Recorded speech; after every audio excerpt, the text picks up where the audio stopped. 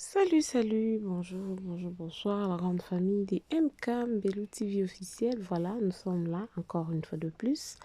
Car en Naïb Sarabinoke, nous ne manquerons pas de venir vous présenter de nouvelles qui vous attendaient sur MK Mbelou TV officiel. Voilà. Là, vous voyez, c'est Belviconde, la patronne, et Karine Palalokapi. Si vous êtes nouveau, d'abord, avant de plonger dans cette petite analyse, si vous êtes nouveau ou nouvelle, n'hésitez pas à vous abonner.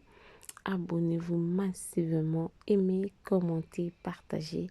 Ça nous fera énormément du plaisir. En tout cas, le plaisir est partagé de voir Belle Viconzi accueillie comme ça en Belgique. Ça fait du bien. Yo, comme moi, la maman fière. Eh, Bella. Bella, yo, bon, on a fière. Yo bongo na fier. Famille Bota, oh yeah, famille Bota balobi. En tout cas, merci beaucoup. La famille Bota, au Bozara partout. En tout cas, tout le monde y accueille. Tout sepeli pena na accueil. Il y a Makasi. Oh, ezaki deuxième édition. Il y a ndeko na biso Karine Pala. Tout le monde qui bela akendaki Belgique. Ce qui tout le monde qui départ à Bella en Belgique, c'était parce que elle était parmi les invités. Excusez-moi, elle était parmi les invités de Karine Pala pour l'audition, deuxième audition. Il y a Nini Naea, Mama Liputa. Donc voilà, elle a répondu na invitation nae, elle était là, trop calme. Mais vous savez, on a constaté le moko, hein. Donc Bellevue a venu mutacha fuente. Bellevue a mutumo ya calme. Tala na ebine, na esekeli, na elongi ezofunda ka. Donc elongi ezofunda ka ya mutumo alobaka te, mutumo nayebi te. En tout cas, Nzambe soit créé à Bellevue na matière nini.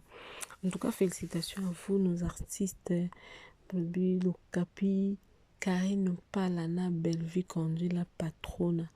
Ba exemple, puis ba modèle à suivre na mboka na biso. Ba jeune fille ou bazo sala musala ou ezo mona na miso bato. Si on peut dire des femmes fortes, tout le monde a ba Bellevue conduit, tout le monde a ba Karine Pala, tout le monde a ba Dinana, tout le monde a ba Ursule Pechanga, tout le monde a ba Sila Bissalu, tout le monde a ba Cardozo, tout le monde a ba Aïda. Donc, baza tellement belle ba femme forte. Ba tout isa que tokobenga mo ba influenceuse. Na ndenga mabete mais na ndenge mo ya bien. Ba osa msana bango en tout cas na ndenge esengeli, na ndenge elongo bani. Wana tozomona bandeko na biso baza ko enjoy, c'est-à-dire bazo sepela na journée ya ndeko na bango bayaki ko supporter, bayaki ko soutenir ye parce que c'est pas donné à tout le monde dans la famille. En tout cas, c'est pas vraiment donné à tout le monde. Tout le monde qui est artiste, baza vraiment ébélé, artiste na biso, baza vraiment soudé. Na moni présence ya Bobo Manoka, na moni présence ya V12. Yokabela, waouh, femme forte. Elle est tellement jolie. La famille de Bao Yambana, on a des bangs singa, mais Nzamba bate la kabela. Nzamba bate la bela. Mon ami, tout le monde, ba Christian Petit, ba V12, ba Bobo Manoka. Donc, ba artiste, ba yaki pena ko soutenir. Donc, on a bango na msala ou azo sala ya kitoko. Biso tozala wana ka pona bino, en tout cas. Vous servir, c'est notre devoir. Ceux qui ezambano ya liboso na chaîne ou ko hésiter te, ko s'abonner, abonne-toi, aimer, commenter, partager et ça la bien makasi. Et ça bien makasi sous l'atmosphère de cette chanson. Tout sepela elongo. Natikeli biso vidéo, tout me un peu ko savourer la vidéo. Ça nous fera du bien. Bisous, bisous. Félicitations à vous, Karine Pala. En tout cas, bah, initiative ya boy, c'est pas donné à tout le monde. Bah, initiative à Kitoko boy, c'est pas donné vraiment à tout le monde, mais nous avons pesa bilo intelligence pe sagesse ya koyeba na kosala misala oyo bozosala mpona kotombola bendele ya mboka.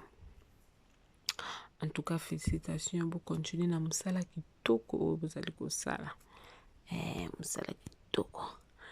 Tolanda maloyembo oyo biso nyonso toza kaka sous le rythme ya Mama Liputa deuxième édition. Bisous na. Elekinga mayele esalinga kupanga nganakendeko wapi nazongi naliziba esika nazwaka makasi esika nazonga kaya shika kangaye kuke yasa